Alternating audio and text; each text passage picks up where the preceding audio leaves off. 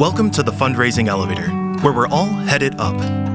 This podcast is a production of Elevate, an online learning platform for fundraising event professionals. We're coming to you today from the studios of the AV department. Please welcome our hosts, Kristin Steele and Samantha Swaim. Welcome to the Fundraising Elevator, where we're all heading up. Today, we are very excited to have a live studio audience coming to you from the Elevate Conference.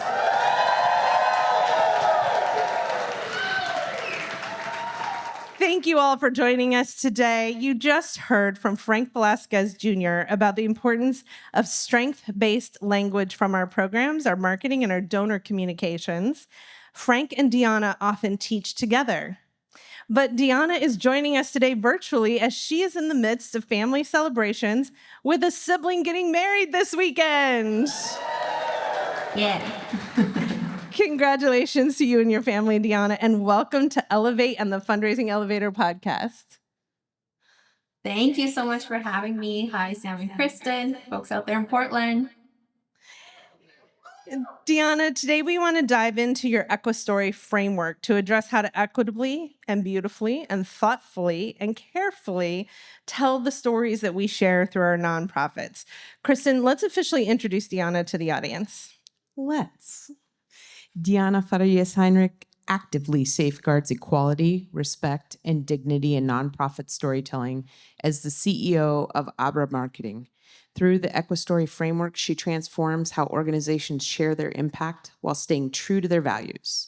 She is also the visionary behind the Ethical Nonprofit Summit. If you're not there, you're missing it. Get there now. Leading the industry dialogue on ethical storytelling and fundraising practices to ensure that nonprofits can powerfully communicate their mission without compromising the dignity of the communities they serve. Welcome to Elevate. We've got folks in the room. We've got folks online. I'm super happy that the power of technology allows us to stitch this whole community together. So, Diana, opening question. Talk to us a little bit about what ethical storytelling means for you and why you think it's critical for our nonprofits to make it not only a part of their events, but a part of their daily work. Absolutely. Well, again, thank you all for having me. It's really good to be here. I wish I could be there with you in person, but this will have to do. So, to me, really simply, ethical storytelling means producing a story that my client or the story owner is proud to share themselves. And to be perfectly honest, I didn't even know the term ethical storytelling until a couple of years ago.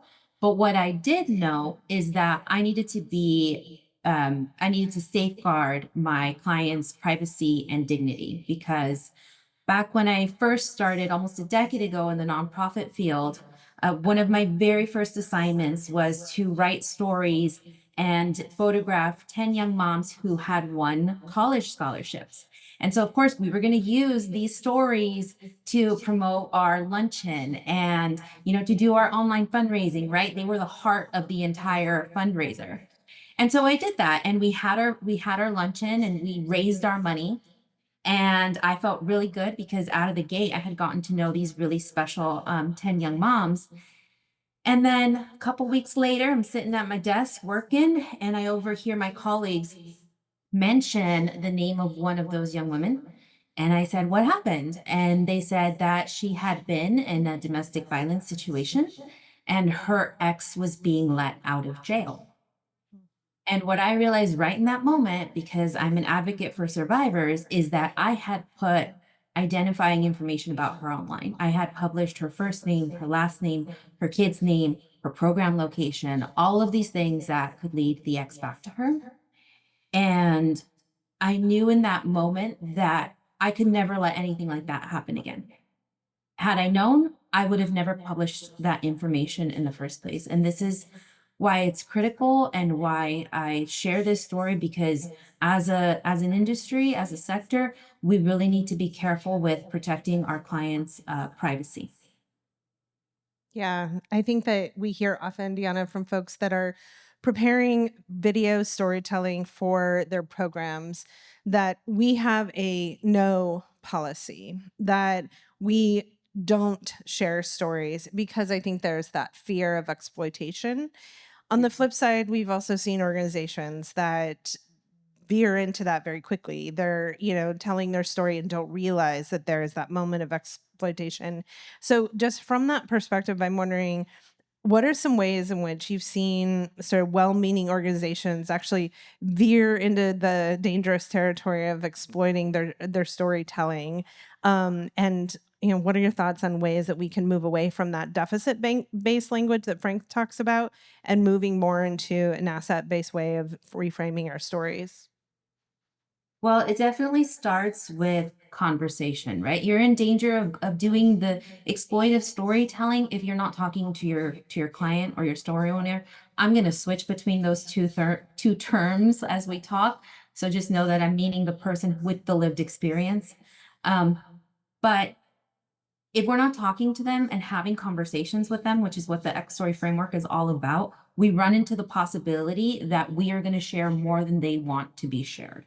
So, for instance, or that we're going to share it inaccurately. So, for instance, actually, one of those young moms that I got to work with over the years, she's now doing amazing and always has been amazing. And she's studying at Berkeley, and she is raising her kids, but she's also become an incredible advocate for other young parents and for youth. And so she's volunteering at an event, and she saw that the organization had put out collection boxes with photos and like these little mini stories about some of their clients. And some of those clients were there volunteering, had not been told that that is how their photo and their stories were going to get used. And not only that, but one of them, saw in the story that they made it sound like her daughter had been like gravely ill. And that was one of the reasons why she needed support. And that was the gross exaggeration of her actual story. And so that's really like, if you're not talking to your clients, if you're not asking for permission, like you are going to run into these cases where you end up exploiting your clients.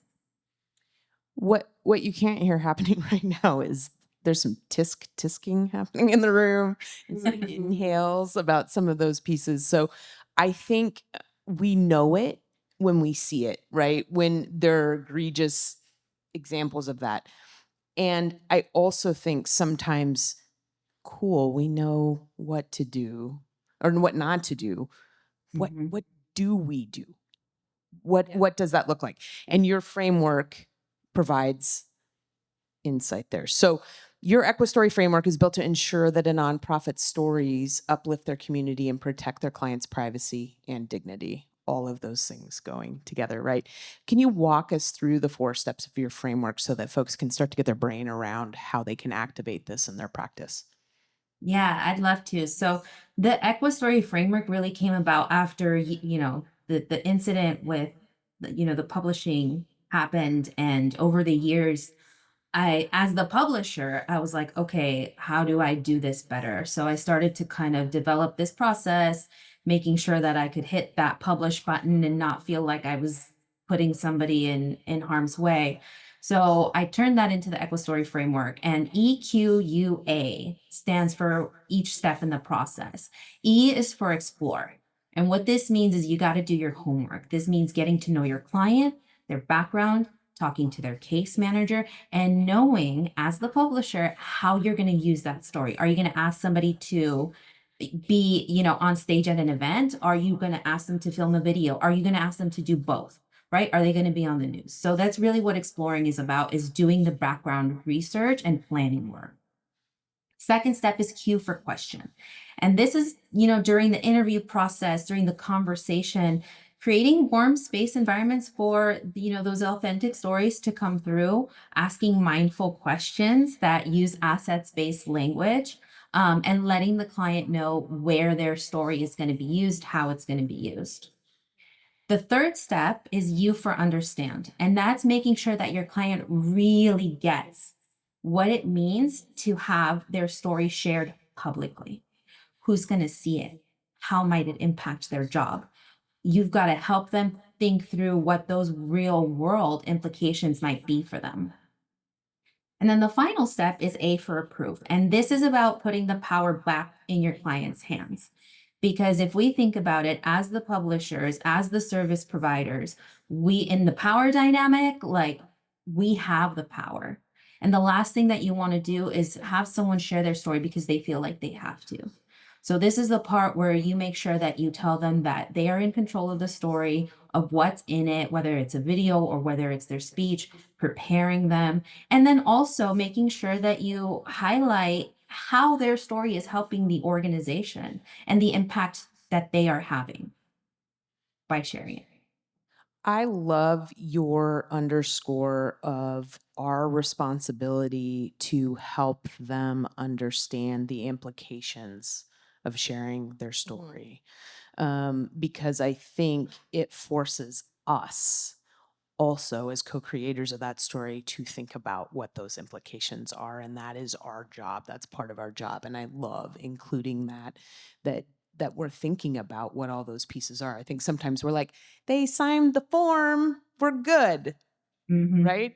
And I've heard you say, and I love, it's not a checkbox, it's a process. It's a forever process. It's a forever conversation, and our responsibility in that. Yeah, I think consent is something that is a whole topic in itself that I want to make sure we touch on. But Diana, can you restate the EQUA for us just so everyone has that? Absolutely. It's explore, question, understand, and approve.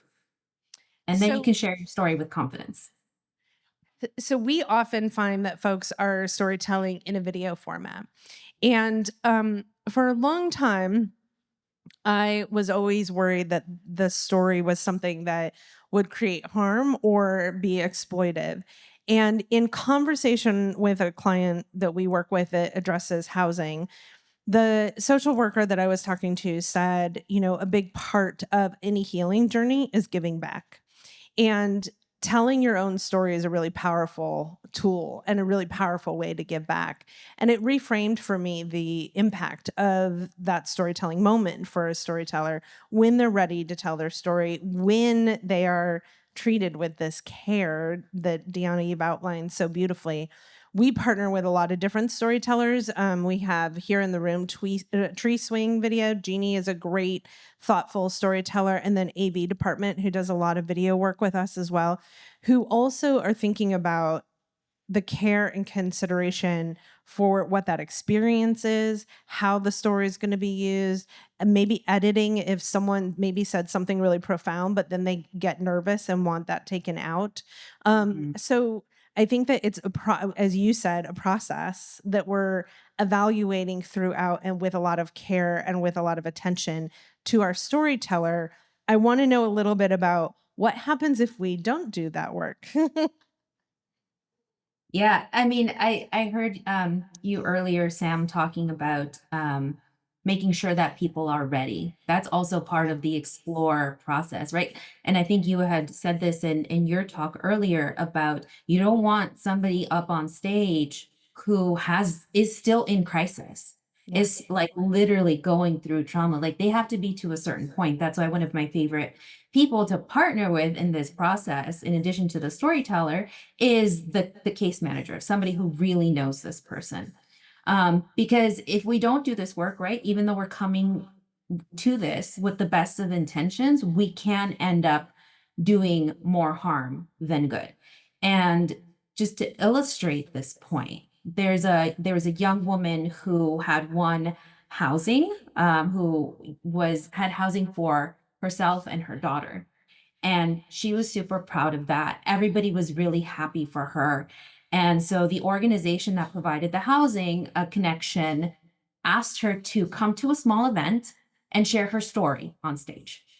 And so she did that, and she talked about, with her daughter, how they had been couch surfing and, how the housing was going to help her. What she didn't know was that she was being live streamed on Facebook. And her partner saw it, and she had talked about him. And later on, he said to her that he didn't like what she had said about him or how she had said it. And so even though everybody was really happy, she was really happy, it ended up affecting somebody in her life and coming back, to bite her.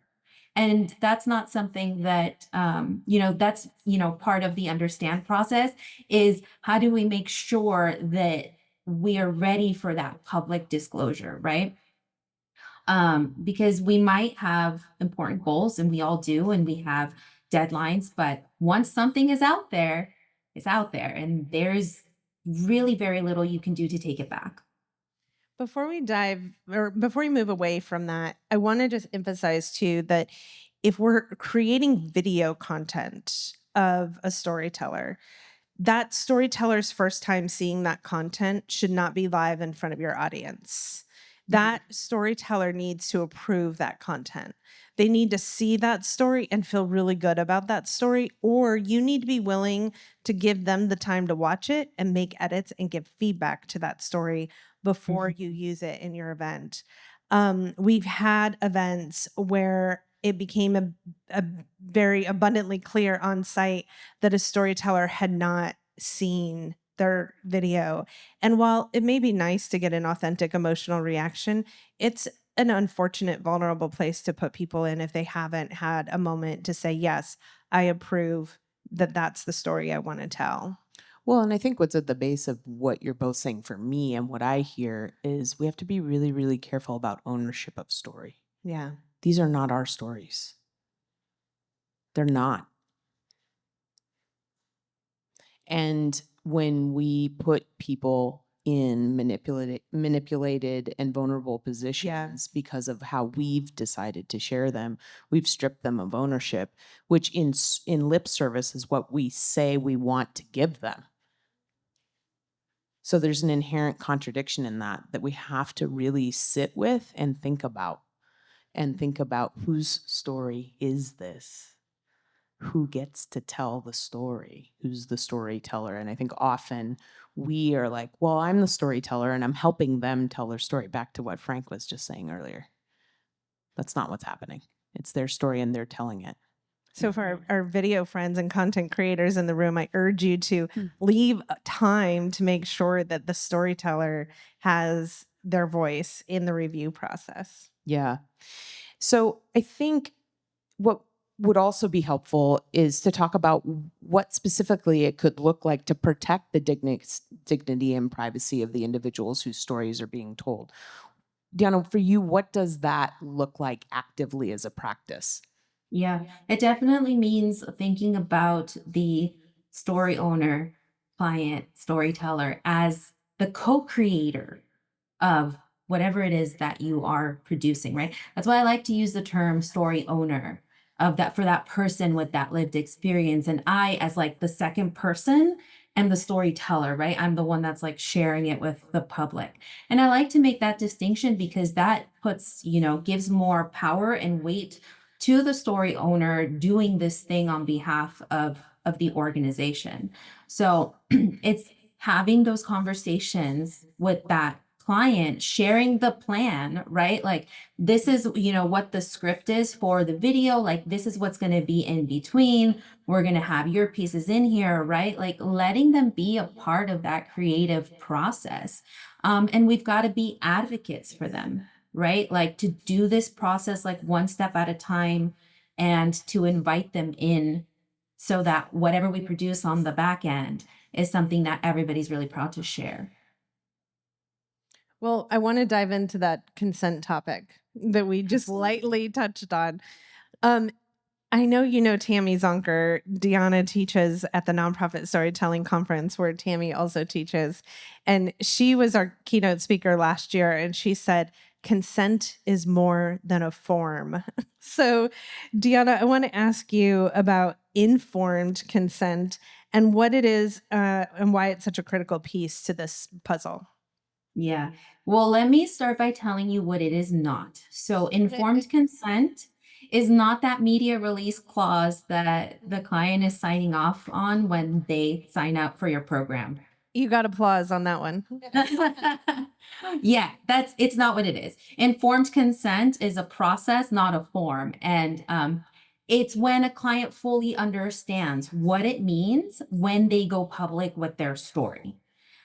So when you know in your explore step that you are going to pitch the story to the local news anchors. Your client knows that that is what you are doing, that they are going to be on the news. And then there's tools that you can use to make sure that the client understands what it's going to be like to have their story out on the news. So that's really what informed consent is. And it really is like a critical piece of the puzzle. That's why having the client involved in more of the storytelling process, not just in the interview, right? To your point about like letting them edit and review and all of that is so important so that you don't accidentally put them in harm's way.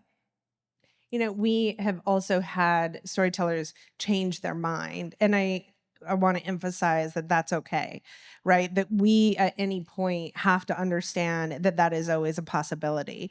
So each step of the way, each time you're using that story, I love a video story because we can reuse it. But each time we're reusing it, we need to make sure that we still have that person's consent to use it in that way. As Diana said, like putting it on the news, that is a very different use of a story's sort of distribution than a couple hundred people in the room. So we have to keep thinking each time we share it that this is not ours and asking for that permission each step of the way. Exactly. And I think what's interesting too to think about, and Diana, I want to get your thoughts on this. We think about sharing stories a lot in our work. We work with video teams in our work, and we have an imagination about what that is. And to us, we kind of sometimes are like, yeah, it's no big deal. But put yourself on the other side of that. You've agreed to have a video team show up maybe in your house to tape you and tape your story. And we have to have an imagination about what that experience is. And intellectually, I might go, sure, that's fine. And then in the moment, I don't understand, one, the process, two, the implications, and what I've actually agreed to. Practically speaking, Diana, what are some of those conversations for you? How are you helping folks understand the scope of that without it feeling so completely overwhelming that it debilitates their agency in it? Yeah. I mean, there can be all kinds of long-term implications, right? We talked earlier about, damaged personal relationships. And what we talk about in the explore step, again, with getting to know the client's background, it's so that when you get to the understand step and you're getting your client's informed consent, you can use the stakeholder test tool. And so the stakeholder test tool comes from an article that was published by Save the Children. It's called The Practicalities of Informed Consent in Development Photography. It's by Nabila Idris. So this test it's just a question that puts what you're sharing about the client into the context of their everyday life. So for instance, I was speaking with a fellow storyteller that had a client that wanted to share their story about how they became a successful business owner to inspire other immigrants. But part of her story was also the detail of how she came to the US. And with everything going on with ICE, I asked, is that story really safe to share right now?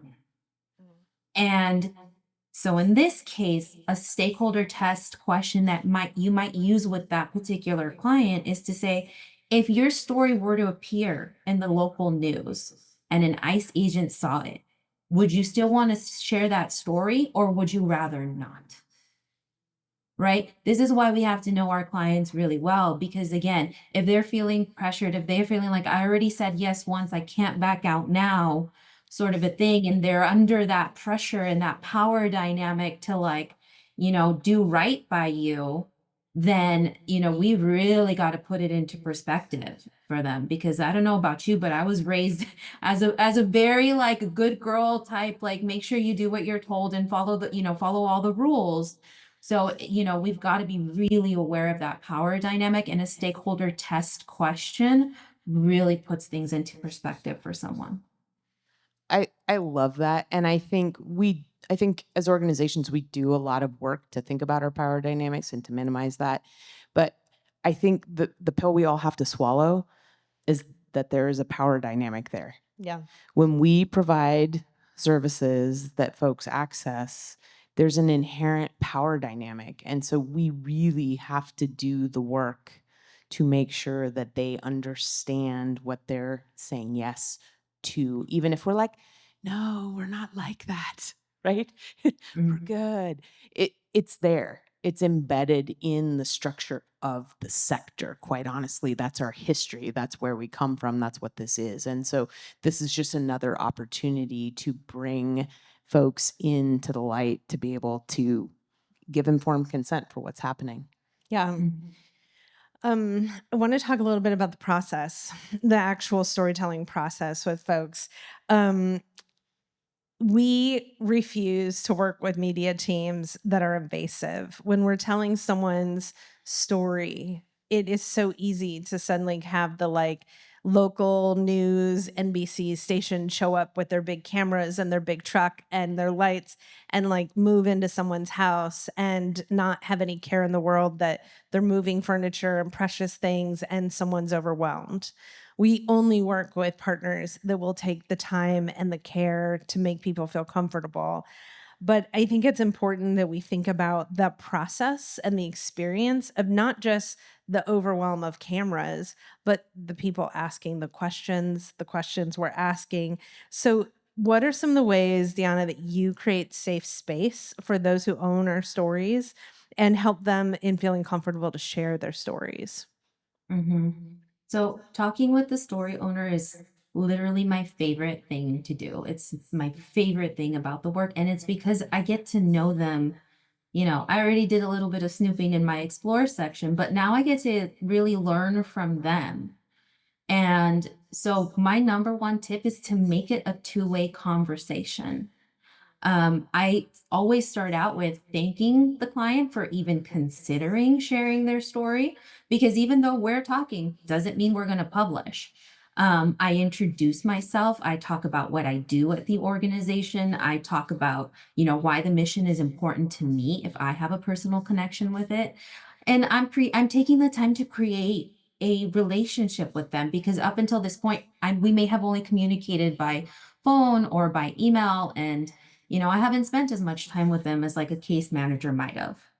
And so my second tip is, to treat the process like you're having a friend over to talk, right? Offer them some water, offer them some snacks, schedule around them.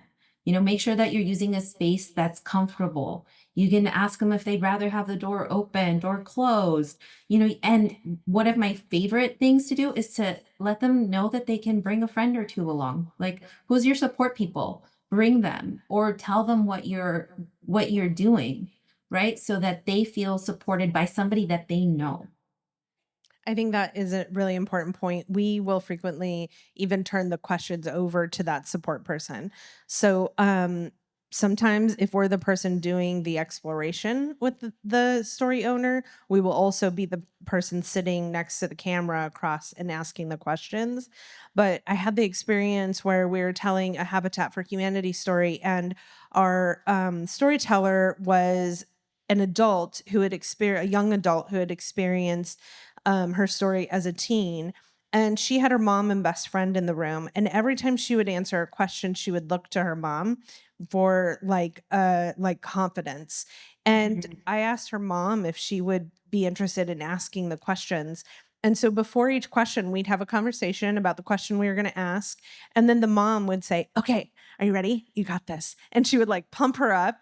And then the mom would lean in and say, "My question for you is," and it created this connection and allowed for this authenticity that was so different than me coming into her home.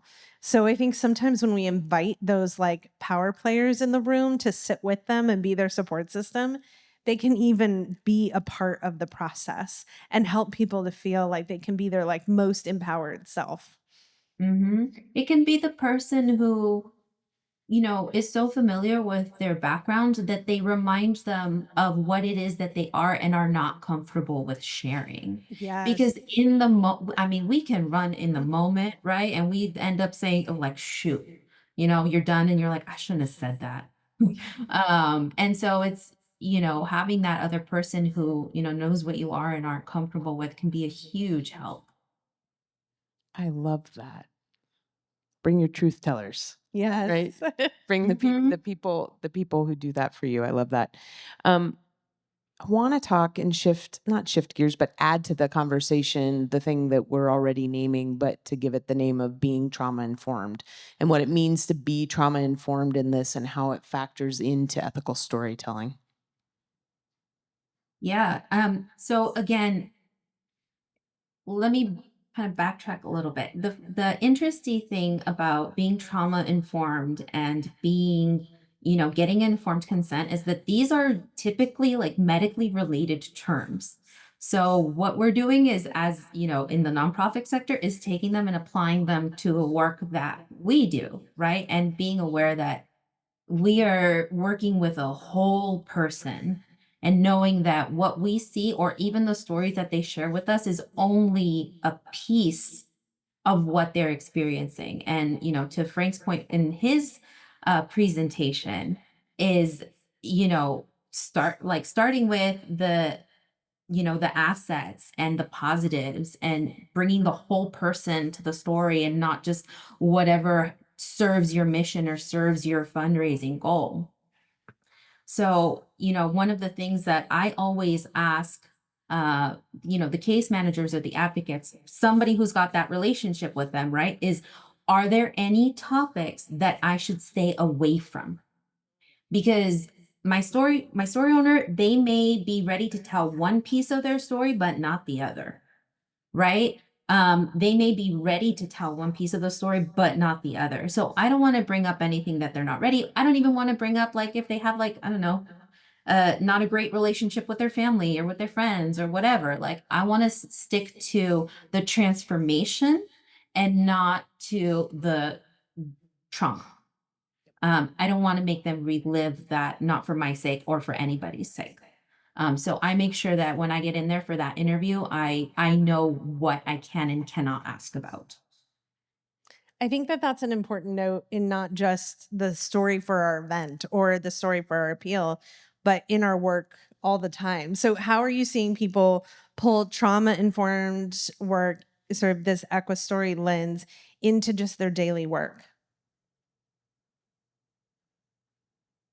Into their daily work? Not just when they're doing an event, but, into just like how they're thinking about their clients and their relationship to their clients. Okay. So first of all, like, recognizing that moving into ethical storytelling and fundraising practices, it's a journey, right? You're going to do little things along the way. You're going to take steps. No matter, where you are starting out, like, you got to keep moving forward, taking it one step at a time. So in your daily work, what this looks like is, advocating for the client and saying, how can we, provide a guest card for the client to, like, come here, or can I drive out to them? It looks like, building bridges with your program staff. It looks like researching, studying, watching things like this, getting curious, and even getting, like, critical of other, events and appeals that you are seeing and attending, and saying, like, taking a letter that you get in the mail that's an appeal and, like, critiquing it and, like, what's great about this, what's not so great about this, right? And, like, really developing yourself as an ethical storyteller. I love that. We have done some work with Shannon out of Seattle, who works on the Nonprofit Storytelling Conference. And she did a whole episode with us about the process of, after we have filmed the story and we're getting ready for the event, how she brings that person into the event.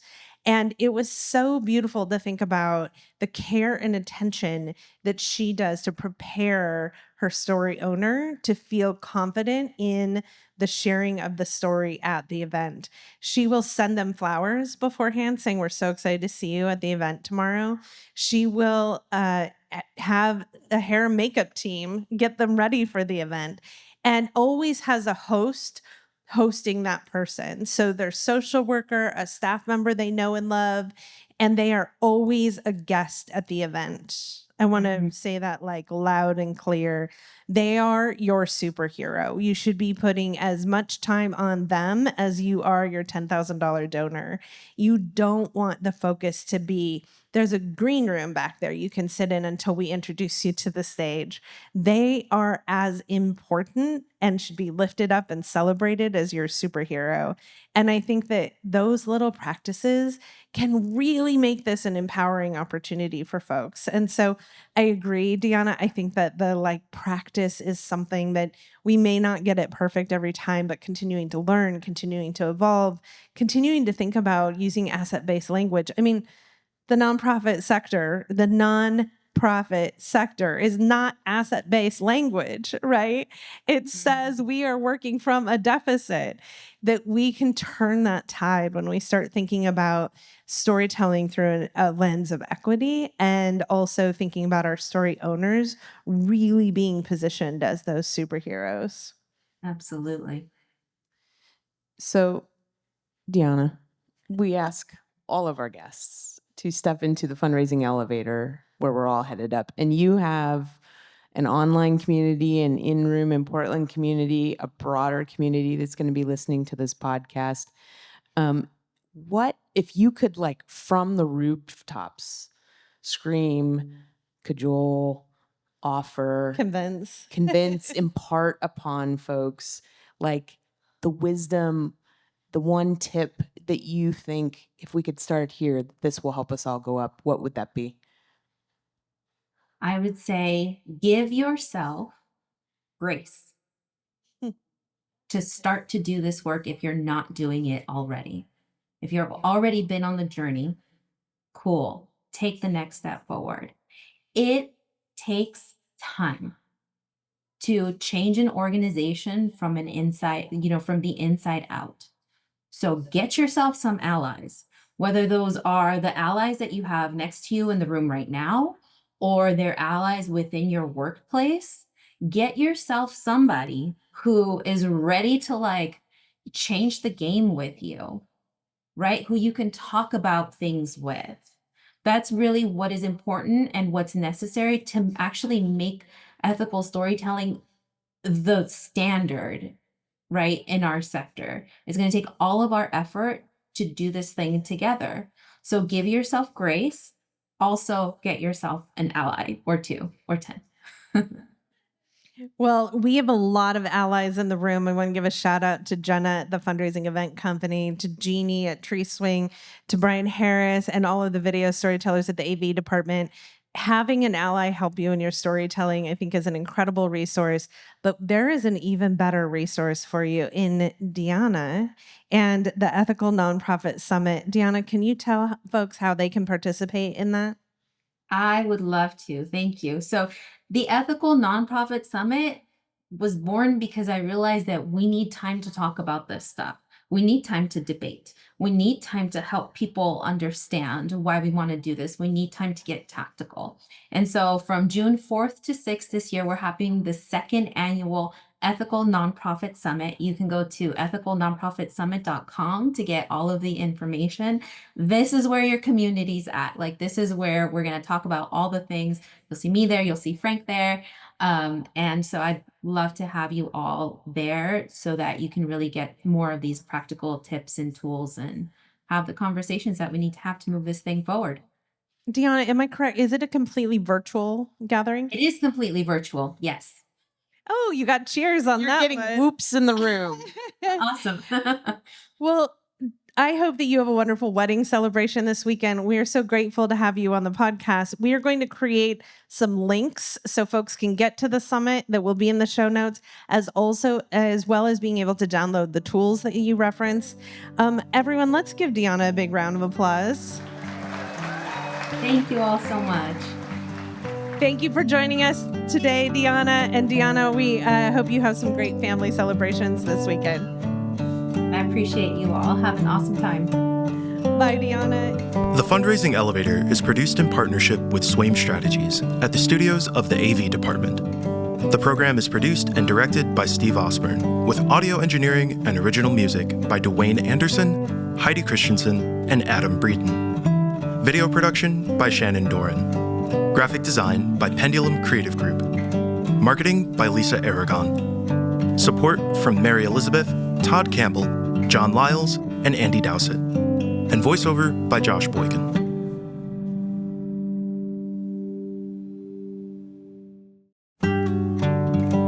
Hey y'all, it's Kristin. Before we leave, I want to ask for your help to make the podcast grow. If you enjoyed what you heard today, please like, follow, and subscribe to the Fundraising Elevator.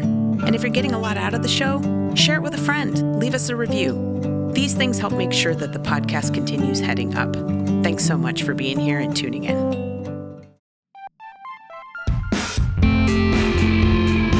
Event planners are discovering Avenue, the Pacific Northwest's new AV-forward event venue, intentionally designed with nonprofit fundraising events in mind. From the 93-foot video production wall to the highest quality sound and lighting, premier AV features are included in every venue rental. You'll find the space and audiovisual enhancements to create your unique and memorable event. Visit avenueportland.com to schedule your personal tour.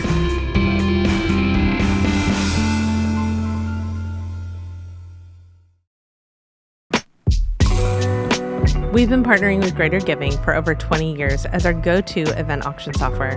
Greater Giving allows us to do our job, planning fundraising events, even better because we can manage guest lists, seating, bid number assignments, and sales all in one place. That makes it great for our nonprofit partners and their guests. Check out Greater Giving for your next event at greatergiving.com. Link in the show notes.